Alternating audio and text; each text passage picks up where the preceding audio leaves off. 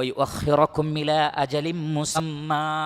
ഇതും അള്ളാഹുവിന് മാത്രം ചെയ്തു തരാൻ പറ്റുന്ന കാര്യമാണ്. ഒരു നിശ്ചിത അവധി നിങ്ങൾക്ക് അള്ളാഹു ആയുസ് നീട്ടിത്തരാം.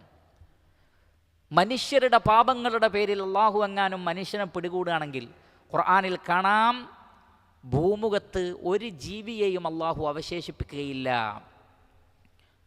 മനുഷ്യരുടെ പാപങ്ങളുടെ പേരിൽ അള്ളാഹു സുബ്ഹാനഹു വ തആല മനുഷ്യനെ അപ്പോൾ തന്നെ പിടികൂടുകയാണെങ്കിൽ, പക്ഷേ അള്ളാഹു എന്ത് ചെയ്യാണ്?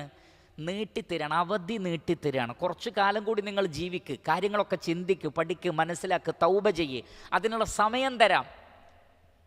നേരെ മറിച്ച് അള്ളാഹു സുബ്ഹാനഹു വ തആല ശിർക്ക് ചെയ്യുന്നവനെ അപ്പം തന്നെ പിടിച്ചാൽ എന്താ അവസ്ഥ? നിരീശ്വരവാദം പറയുന്നവനെ അപ്പോൾ തന്നെ പിടിച്ചാൽ എന്താണ് അവസ്ഥ? തിന്മകൾ ചെയ്യുന്ന ആളുകളെ അപ്പോൾ തന്നെ അള്ളാഹു പിടികൂടിയാൽ എന്താണ് അവസ്ഥ? റഹ്മാനായ റബ്ബ് അത് ചെയ്തില്ല, അവൻ അതിന് കഴിയുന്നവനായിട്ടും. യുഹ്യി വ യുമീത്ത്, ജീവിപ്പിക്കുന്നതും മരിപ്പിക്കുന്നതും അള്ളാഹുവാണ്.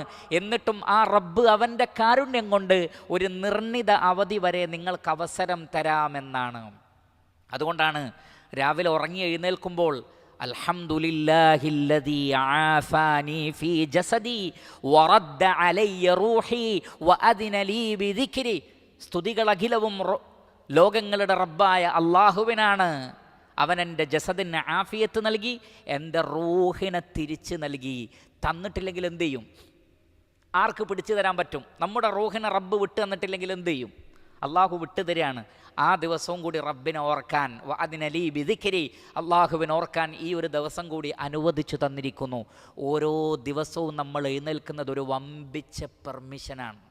ശരിക്കും ശ്രദ്ധിക്കണം. വല്ലാത്തൊരു അനുവാദമാണ്. അള്ളാഹുവിൻ്റെ അനുവാദം കൊണ്ടാണ് ഈ എഴുന്നേൽക്കുന്നത്. അള്ളാഹുവിൻ്റെ അനുവാദം കൊണ്ടാണ് ഈ എഴുന്നേറ്റ് വരുന്നത് നമ്മൾ. അതുകൊണ്ട് തന്നെ ഓരോ ദിവസത്തിനും മൂല്യമുണ്ട്. വയുഅഖിറകും ഇലാ അജലിൻ മുസമ്മ. ഇത് രണ്ടും റബ്ബിന് മാത്രം തരാൻ കഴിയുന്നതാണ്. മാനവ സമൂഹത്തിനുള്ള ഓഫറാണ്. ഇതിലേക്കാണ് എല്ലാ അമ്പിയാക്കളും വിളിക്കുന്നത്.